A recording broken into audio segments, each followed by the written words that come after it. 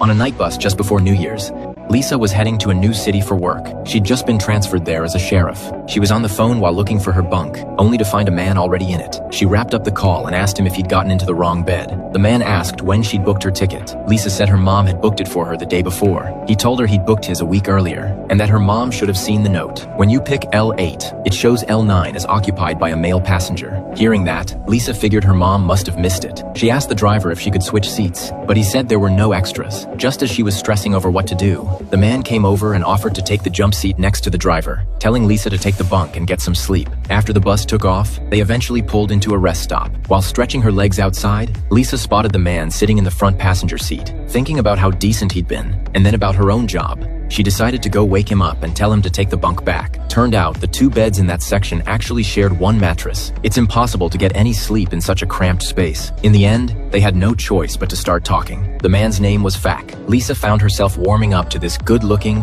honest, funny-talking guy. When midnight rolled around, the passengers even celebrated someone's birthday. Morning came quickly. When Lisa woke up, Fak was already gone, but he'd left her a little note, wishing her a happy new year. Lisa was really touched. She went to the driver and claimed Fak had left his wallet behind. So could the driver help her find his contact info? The driver immediately rattled off Fak's phone number. Before Lisa even had a chance to reach out, Fak showed up at the police station. He told her he was an actor, and his latest role was a cop, so he wanted to hang around the station to get a feel for the part, and he hadn't expected to run into her again. With that kind of coincidence, Lisa didn't hesitate to approve his request. During their conversations, she also learned that Fak was an orphan with no parents. Over time, the two grew closer and closer. One day, just after they walked out of a coffee shop, Lisa got a call. Back in her childhood, she'd had a best friend named Sia. They'd grown up together. They were classmates from elementary all the way through high school, and only drifted apart after getting into different colleges. Unlike Lisa, Sia got married right after college and moved to the US with her husband. That call Lisa just got, it was from Sia's husband.